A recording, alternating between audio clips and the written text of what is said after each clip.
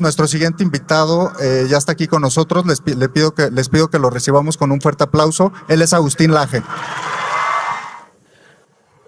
Muy buenas tardes. Muchas gracias por venir. Gracias.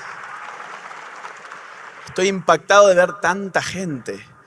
Muchísimas gracias por haber tomado el día entero para acercarse a este evento tan importante, a escuchar todas y cada una de las conferencias que se han preparado especialmente para ustedes. Gracias a los organizadores también por haberme tenido en cuenta para este día tan especial, por haberme tenido en cuenta para brindar esta conferencia. Yo tengo alrededor de 1 hora y cuarto. Generalmente me gusta hablar mucho y soy muy malo para calcular los tiempos.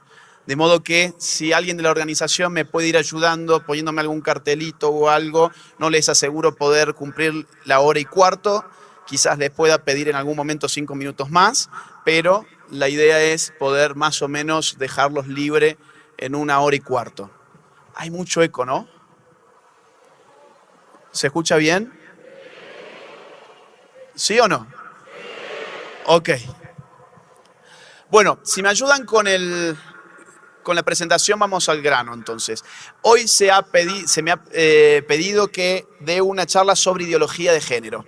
La charla tiene 3 partes: sus orígenes, la forma en que se impone la ideología de género, porque la ideología de género no se propone, sino que se impone, y ese es un concepto muy importante a tener en cuenta. Y en tercer lugar, vamos a hablar de cómo se puede resistir la ideología de género. Es decir, vamos a hablar sobre política, sobre ciencia política y sobre filosofía durante 1 hora y cuarto. No son temas fáciles, ya lo van a ver. Necesito la máxima atención de ustedes. Lo voy a tratar de hacer lo más simple que se pueda. Es muy complejo el tema, lo voy a tratar de hacer lo más simple que se pueda, pero necesito de la colaboración de ustedes en cuanto a su atención. Porque si se pierden partes de la conferencia, después retomar no es tan simple, ¿ok? Vamos entonces con lo primero.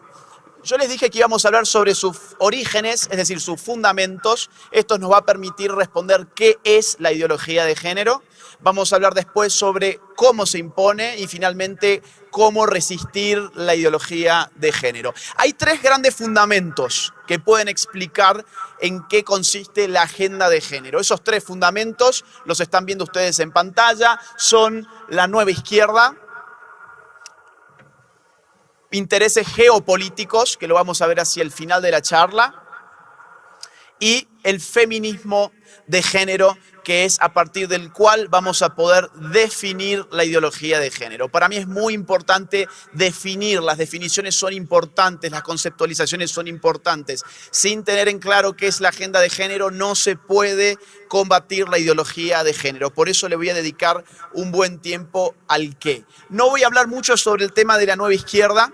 Es un tema que está mucho en mi libro, que se llama El Libro Negro de la Nueva Izquierda, que dicho sea de paso lo vi allá por un stand. El stand número 10 estaba ofreciendo el libro para quien le interese el tema de la nueva izquierda, pero sí es bueno tener en cuenta que la agenda de género está directamente vinculada a los intereses de una izquierda que después de la Guerra Fría no tuvo más que vender al mundo y tuvo que reemplazar la lucha de clases, es decir, entre burgueses y obreros, por la lucha de géneros. Una izquierda que dejó de ir a las fábricas a reclutar obreros para hacer su revolución, o dejó de ir al campo a reclutar a los campesinos para hacer su revolución, y en lugar de eso lo intercambió por la marcha feminista, la marcha LGBT, la marcha abortista. Ya no se le dijo más al obrero: oiga, obrero, su jefe lo está explotando a través de un sistema que se llama el capitalismo, sino que en su lugar ahora le empezó a decir a la mujer: oiga, mujer,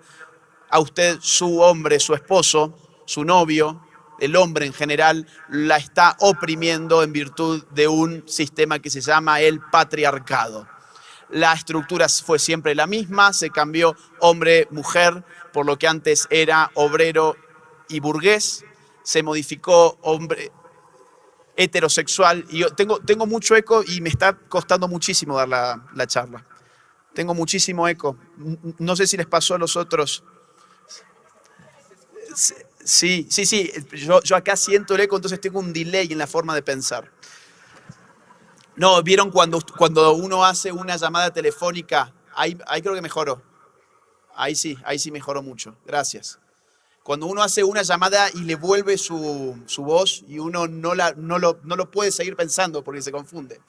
Ok, volvamos. Se modificó aquel lugar que tenía el obrero y el burgués por el lugar de la mujer y del hombre. Se modificó el lugar del obrero y del burgués por el lugar del heterosexual y del homosexual. Se dialectizó en donde antes había lucha de clases y hoy hay lucha de géneros. No me voy a meter a fondo con ese tema. En lugar de esto voy a hablar sobre cómo la ideología de género tiene una relación directa en el desarrollo del feminismo contemporáneo. Para poder entender esto del feminismo contemporáneo, hay que entender primero que nada que el feminismo no es una cosa unívoca, no hay un feminismo, hay muchos feminismos, pero sí hay un feminismo que domina hoy en día la escena. Es el feminismo que ustedes vieron el 16 de agosto, por ejemplo. Ese es el feminismo que hoy domina la escena pública, política, y es un feminismo que podemos llamar feminismo de género. En su teorización, el feminismo de género ha dado paso a lo que hoy llamamos ideología de género. A continuación voy a hablar sobre algunas de las principales pensadoras de este feminismo de género para poder entender a qué nos referimos cuando hablamos de ideología de género. La más importante de ellas, ustedes la están viendo en pantalla, es Simone de Beauvoir, una francesa que en el año 1948 publica un libro llamado El segundo sexo. Es como la Biblia del feminismo actualmente. Y esta Biblia tiene su Padre Nuestro. Ese Padre Nuestro es: no se nace mujer, llega una a serlo. El punto de inflexión de esta pensadora en el mundo del feminismo fue, entre otras cosas, esta idea. No se nace mujer, llega una a serlo. Significa en última instancia que en la mujer no habita ningún aspecto natural que la defina como mujer, porque no nace siendo mujer, sino que la mujer es una construcción de la sociedad, porque la mujer llega a hacerse mujer. Ser mujer ha dejado de ser algo natural, ya no existe una esencia femenina, no existe un fundamento duro que hace de eso que es una mujer, sino que la mujer para este feminismo en definitiva es una artificialidad, es una construcción. ¿Qué se puede hacer con lo que está construido? Hoy nos hablan de la deconstrucción. No sé si han escuchado esta palabra, está muy de moda. Allí donde antes se hablaba sobre la destrucción, en lenguaje políticamente correcto, hoy hablamos sobre la deconstrucción. La idea de que la mujer está oprimida porque ha sido construida como mujer, tiene una receta que es deconstruir su feminidad para liberarse de ese sistema que hace de aquello que no es una mujer.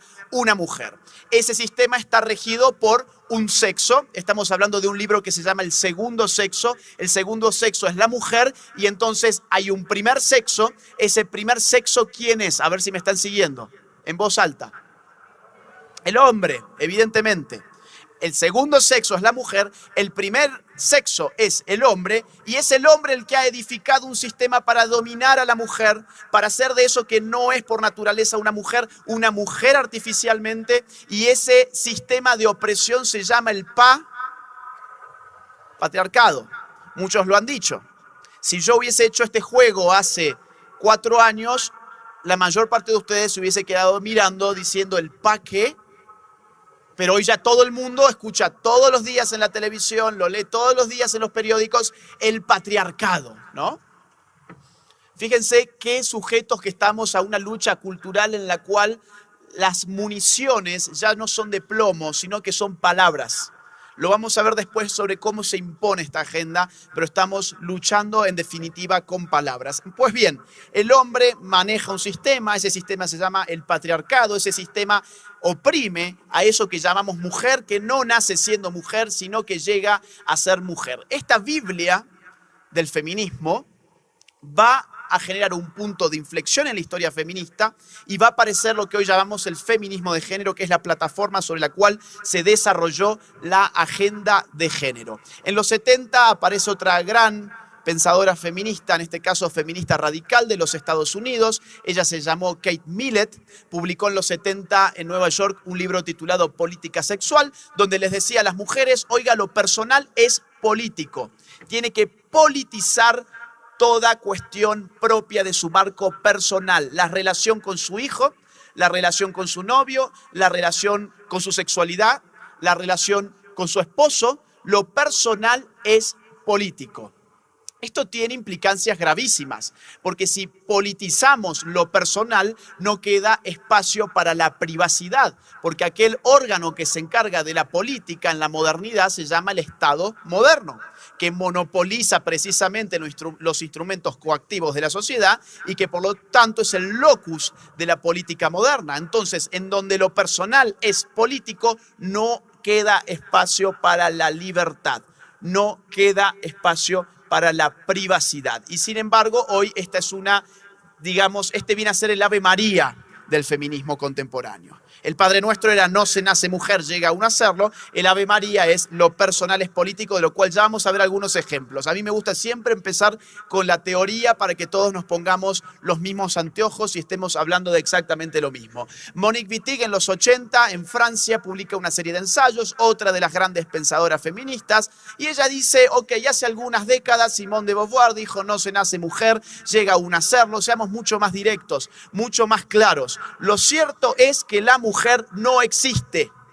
La mujer en todos sus aspectos es una construcción social. La mujer es una artificialidad. No existe. Y el feminismo tiene que luchar para mostrar esa inexistencia, esa deconstrucción que está en la médula de la política feminista. Fíjense qué interesante, digo, porque esto en todo caso podría enmarcarse más bien como un pensamiento machista, ¿no? La mujer no existe, tenemos que hacer todo lo posible para iluminar esa inexistencia. Y ustedes pueden pensar cuáles son los efectos prácticos de esto. Es decir, todos sabemos aquí muy bien que la mujer sí existe, todos podríamos señalar mujeres muy simplemente. Por ejemplo, podemos hacer esto: hombre, mujer, hombre, mujer, mujer, hombre, mujer, hombre, mujer, mujer, hombre, hombre, mujer, mujer.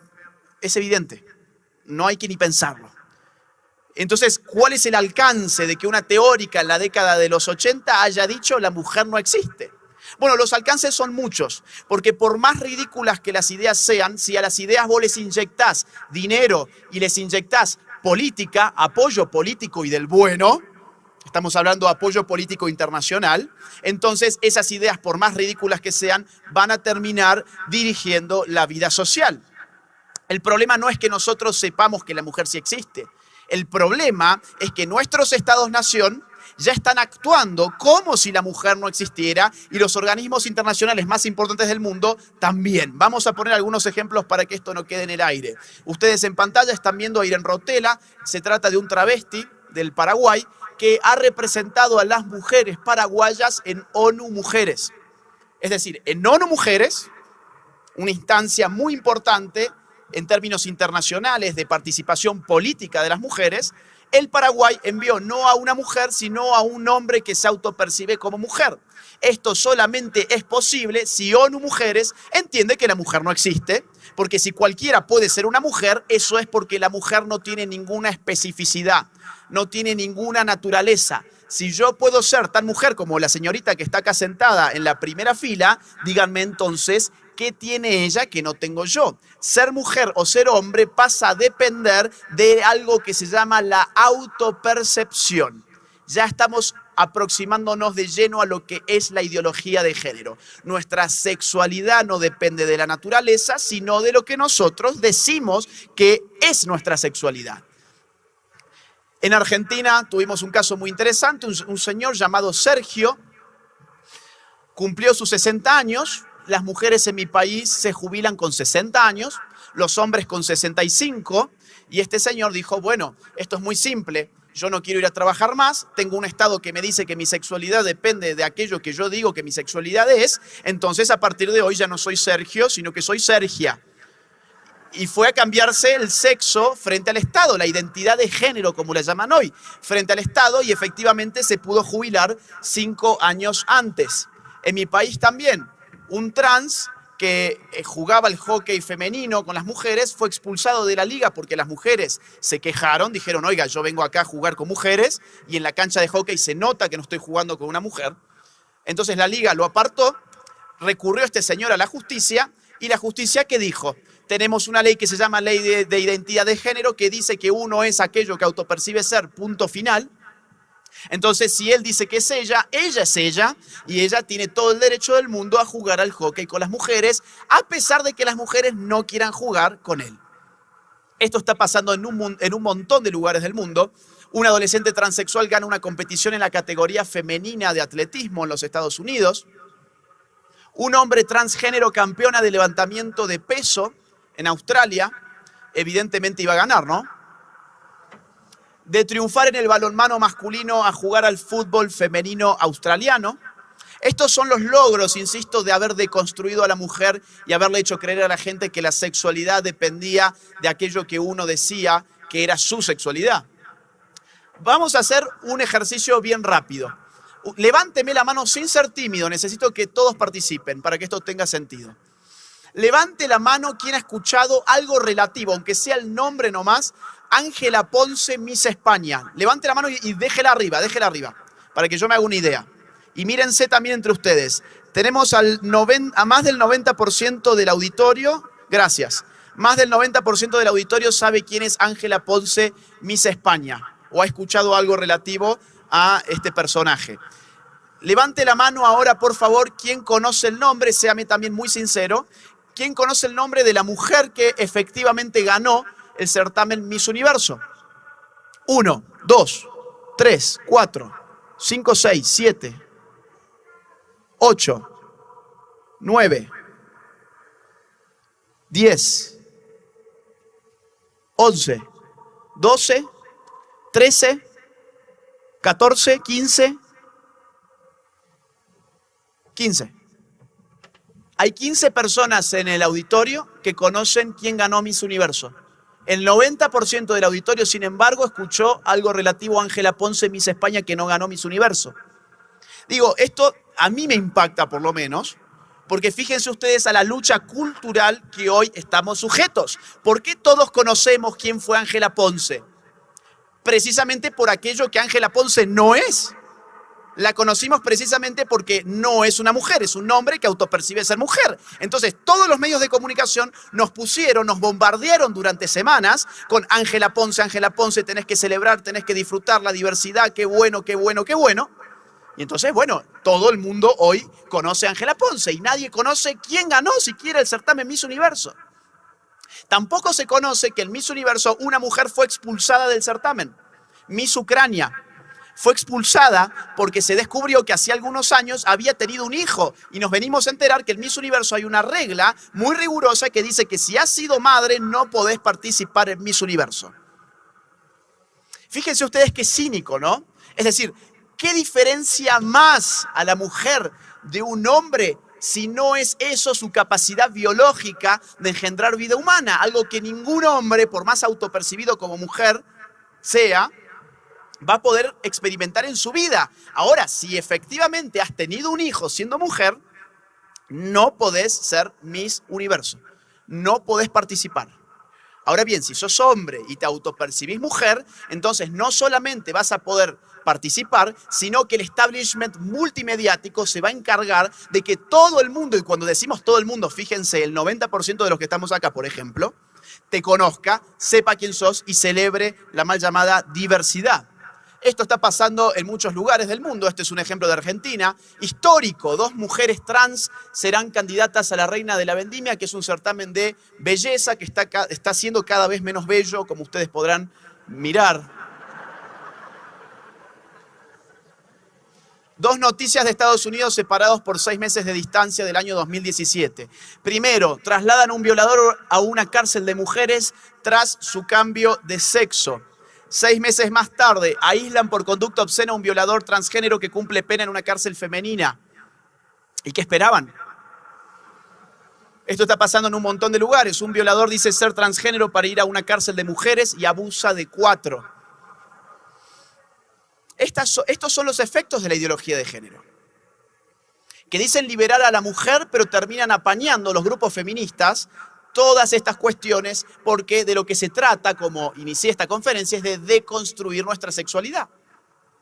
Violadores convictos se declaran mujeres para ir a cárceles femeninas y lo consiguen, el caso inglés.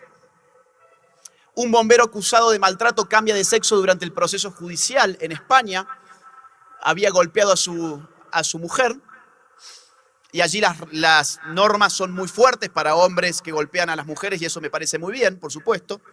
Ahora, el problema es que al mismo tiempo decimos que ser mujer no existe y que todo depende de lo que uno dice que es. Entonces este bombero dijo, bueno, entonces júgueme como una mujer golpeando a otra mujer, no como un hombre golpeando a una mujer, porque si no voy a tener una pena mucho más grave. Este es de Argentina, un caso inverso. Nació mujer, cambió su identidad a hombre y lo metieron a la cárcel de varones. Ahora está en crisis. Ahora dice, no, por favor, en verdad yo era una mujer, perdón. Sáquenme de acá. Bueno, un caso un poquito más cercano, Costa Rica. Tiene un caso también de un travesti que fue llevado a la cárcel de mujeres y golpeó y violó a mujeres reclusas. Vamos a seguir un poquito más con un poquitito más de teoría, porque nosotros nos quedamos en la década del 80.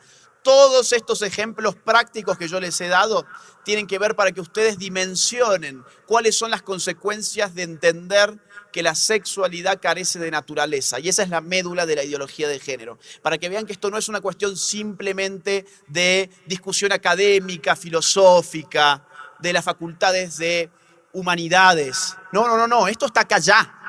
Y esto está impactando todos los días en nuestras sociedades a partir del Estado generalmente. Judith Butler en los 90 publica un libro titulado El género en disputa. Es el libro, a mi juicio, más importante de los ideólogos del género. Ella allí va a sostener lo siguiente. El sexo siempre fue género, con el resultado de que la distinción entre sexo y género no existe como tal. Vuelvo, parece un trabalenguas. El sexo siempre fue género con el resultado de que la distinción entre sexo y género no existe como tal. ¿Qué nos está diciendo Judith Butler con esto? Nos está diciendo que hasta ese momento se contemplaba todavía la variable del sexo. El sexo es biología, el sexo es naturaleza, el género es cultura, el género es construcción social. Si el sexo siempre fue género, ¿con qué nos tenemos que quedar a la hora de hablar de sexualidad? ¿Con sexo o con género? Con género. Porque si el sexo siempre fue género, ¿para qué voy a seguir hablando de sexo? A partir de ahora tengo que hablar sistemáticamente de género, siendo el género los aspectos culturales de nuestra sexualidad, no nuestras determinaciones naturales que ya no existen más porque el sexo siempre fue género. Vamos a ponerlo un poquito más claro. Por ejemplo, que una mujer tienda a usar en Occidente zapatos con taco, ¿es propio del género o es propio del sexo? Del género, ¿por qué? Porque ninguna mujer nace con un zapato de taco puesto, digamos, y no hay nada en su ADN, en su genética que le diga, ponete un zapato de taco. Lo que sí acontece es una interrelación muy compleja entre nuestra biología y nuestra cultura. La cultura se despliega sobre un marco natural preexistente, pero si decimos que el sexo siempre fue género, no solamente estamos anulando ese plano, digamos, intrínseco, biológico, natural, sino que además estamos coronando a la cultura como única fuente de generación sexual. La cultura nos explica por completo nuestros términos sexuales. Ya no tenemos que apelar más a ninguna razón de tipo biológica. Ya no tenemos biología sexual. Lo que tenemos simplemente es un sistema que nos ha construido como hombres o como mujeres y ahora que lo sabemos podemos deconstruirnos. Esto significa volver a ser una suerte de hoja en blanco en la cual poder reinscribir nuestra autopercepción que va a ser en última instancia nuestra realidad. No solamente para nosotros, sino para toda la sociedad en la medida en que sea estatalmente reconocida. Por eso de acá de lo que se trata es de buscar el reconocimiento estatal, porque a través del Estado luego hacen el reconocimiento de toda la sociedad. Quiero aclarar algo. Yo no tengo ningún problema si alguien de acá, por ejemplo, se autopercibe de otro sexo. No es mi problema. Si un hombre de aquí se autopercibe como una mujer, no es mi problema. Mi problema cuando pasa a ser, cuando ese hombre organiza un lobby que genera leyes en el Estado, que impulsan leyes en el Estado que terminan condicionando mi percepción sobre su realidad. En un marco realmente libre, todos tendrían que ser fieles a sus percepciones, pero ¿saben una cosa? Lo que yo estoy haciendo hoy, por ejemplo, es un delito de odio, porque hoy ya no se puede decir que existen hombres y mujeres porque el Estado penaliza a aquellos que dicen que existen hombres y mujeres y que nuestra sexualidad está naturalmente condicionada. De hecho, las denuncias que tengo son incontables ya, pero no me importa en absoluto. Acá en México tengo unos problemas que ni les cuento con APRED, por ejemplo.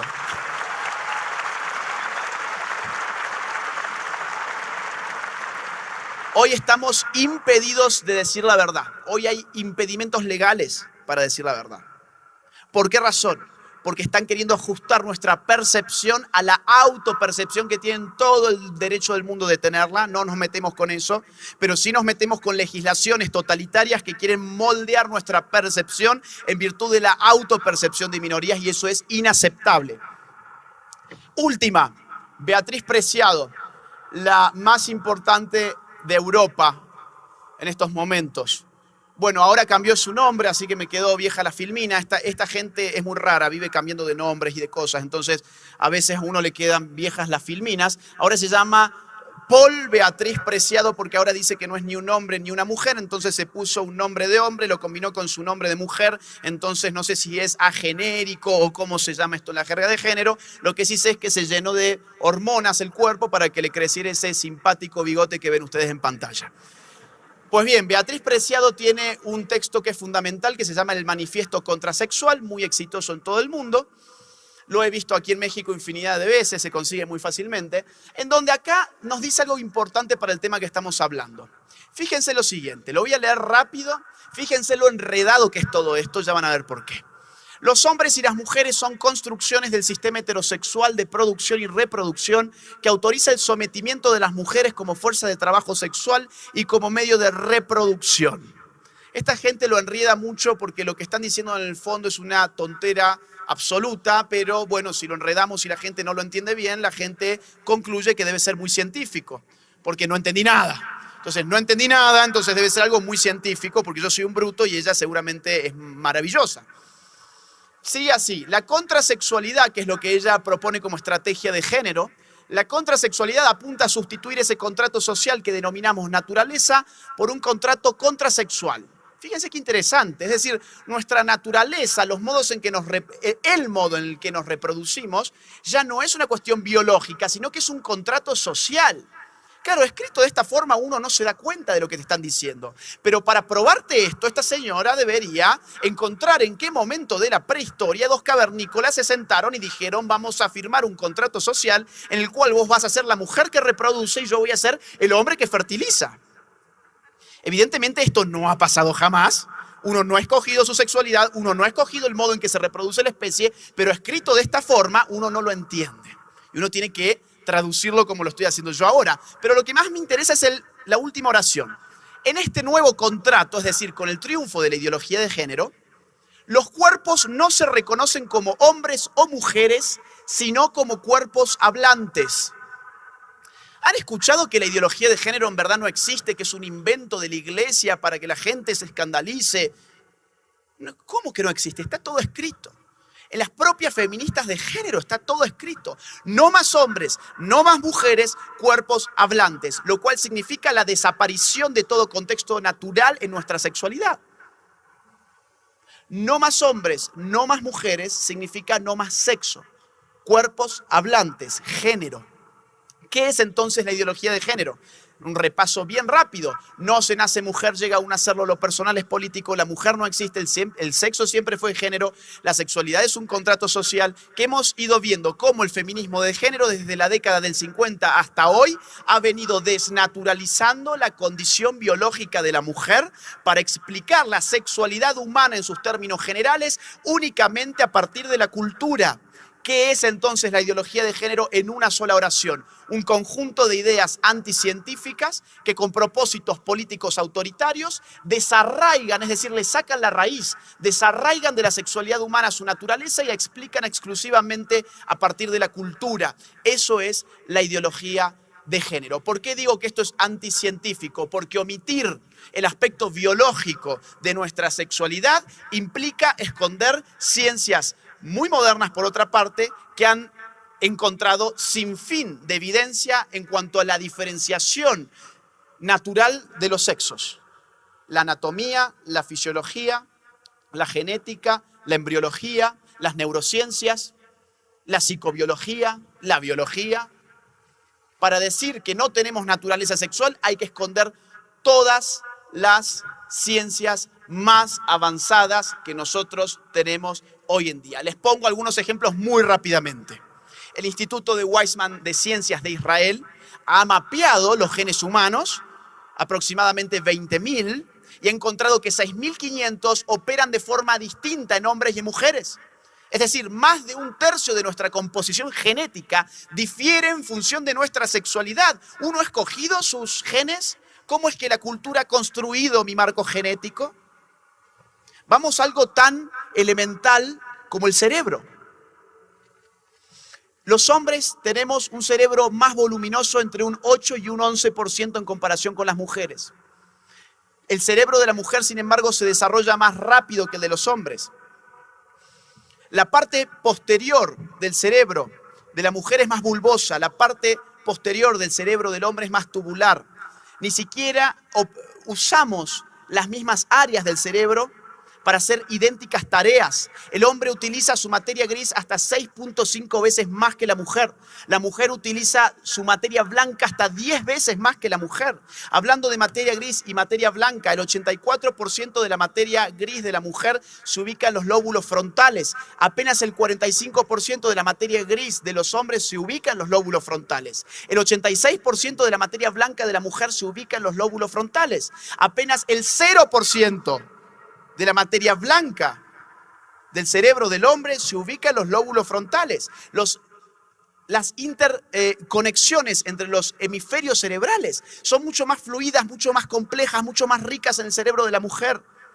Es por eso, por ejemplo, que las mujeres no tienden en la misma proporción a sufrir enfermedades o trastornos, digamos mejor, vinculados con el lenguaje, como la dislexia, por ejemplo.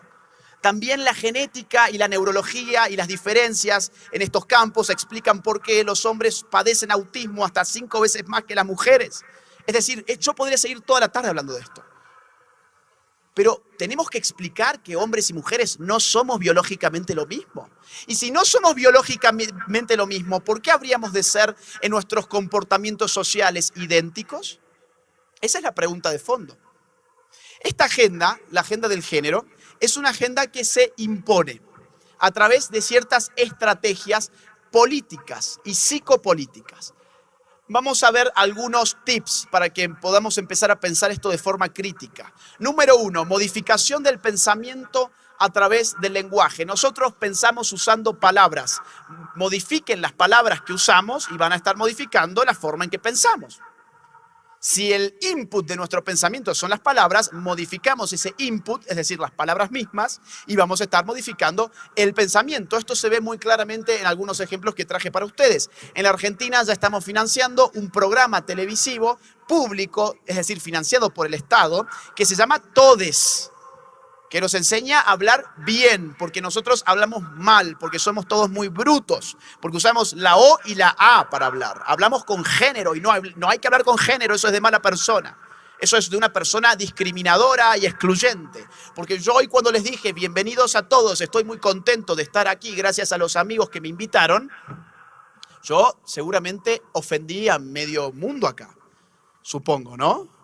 Porque dije todos, amigos, divertido, y entonces la gente se ve sentido sumamente excluida. Y entonces nosotros en Argentina ya tenemos un programa de la televisión que nos explica que yo hoy, por ejemplo, tendría que haber sido buena persona diciendo, hola a todes, estoy muy contente de estar aquí gracias a los amigues que me invitaron, o que me invitaren, ya no sé bien.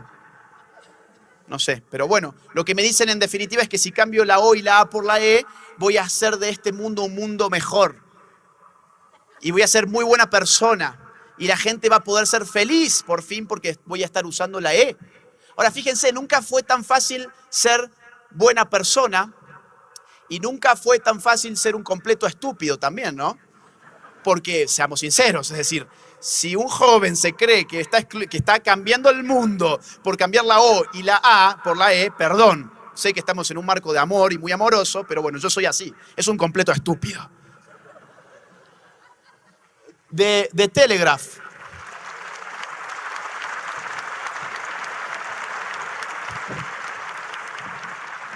Fue con amor igual, ¿eh? Nos informa de Telegraph que en España el gobierno ha reemplazado las palabras mamá y papá por paternidad 1 y paternidad 2. ¿Por qué piensan ustedes que se hace esto? Es simple, lo que se está haciendo es a través del lenguaje borrar la noción que para que ese niño exista y tenga lugar en este mundo tuvo que haber ¿qué cosa? Una mamá y un papá. ¿Qué hay en lugar de papá y mamá ahora? Números. 1, 2. Porque el número lo puedo llenar con aquello que yo quiera. Lo quiero llenar con hombre, hombre, lo lleno con hombre, hombre. Lo quiero llenar con mamá, mamá, lo lleno con mamá, mamá. Entonces el niño empieza a percibir que es arbitrario el hecho de que una mamá y un papá puedan a él tenerlo. Puede tenerlo cualquiera, como papá y papá, mamá, mamá, o por qué no papá, papá, papá, mamá, mamá, mamá, o por qué no la adopción compartida que hoy empieza a verse en Canadá, donde parejas LGBT de alguna forma adoptan a un niño y lo comparten en los días de la semana. Bueno, primero vas con papá, papá, durante 3 días, con mamá, mamá, durante 2 días, y después con papá, papá, mamá, durante otros 3 días, qué sé yo. Eso está empezando a pasar. Entonces, ¿cómo se puede hacer eso para que ocurra? Bueno, modificando la percepción a través del lenguaje en las nuevas generaciones. En Canadá se aprobó una ley que castiga severamente a quienes usen pronombres de género equivocados. Es decir, allá directamente el Estado te va a castigar si vos usas un pronombre de género equivocado. ¿Qué significa esto? Si nosotros estamos en Canadá y yo digo, oigan, ¿saben qué? Yo no soy Agustín, yo soy Agustina, y ustedes me tratan como él en vez de ella, ustedes están usando un pronombre de género que no se condice con mi identidad de género, porque yo digo que yo soy ella, y eso es lo que vale. Y si vos me decís él, yo te puedo judicializar. Y si yo te judicializo, vos podés terminar hasta 6 meses preso. 6 meses preso por decir la verdad. En Nueva York no vas preso, pero tenés una multa de hasta $150.000. En California la multa sube hasta $250.000. En Gran Bretaña se les ha prohibido a los médicos decir mamá, papá, hombre y mujer.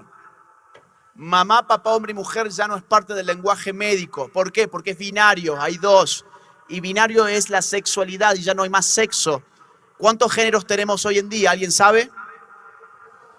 112 según un alto experto de la ONU. Entonces, ¿cómo vamos a decir mamá, papá, hombre y mujer si tenemos 112 posibilidades?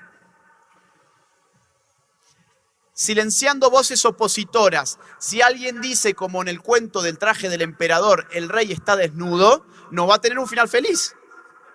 Le van a meter un palazo en la cabeza. Y eso ya está visto en muchos ejemplos que hemos ido observando lamentablemente en los últimos tiempos. En pantalla ustedes van a ver el caso de Babi Echecopar, un periodista argentino que a través de su programa radial criticó a las feministas. Y en Argentina no se puede criticar a las feministas. Las feministas son unas personas maravillosas y el feminismo es algo maravilloso, entonces no lo podés criticar porque si no vas a tener problemas con la justicia, como este señor efectivamente los tuvo. La justicia lo agarró de la oreja y le dijo, oiga, venga para acá, como usted dijo esto sobre las feministas, usted tiene que recibir una sanción. Esa sanción consistió en incluir forzosamente en su programa radial a especialistas en género y a feministas. Su programa radial es un programa privado. Se vulneró su libertad de expresión desde la justicia argentina al incluir forzadamente a estos supuestos especialistas, con la consiguiente prohibición de que él y su equipo, el periodista y su equipo, tienen terminantemente prohibido refutar a los supuestos especialistas en género y feministas antes, durante y después de sus intervenciones. ¿Cómo se llama aquello que no podemos refutar? Dogma. Hoy el género es un dogma, por eso no está abierto el debate.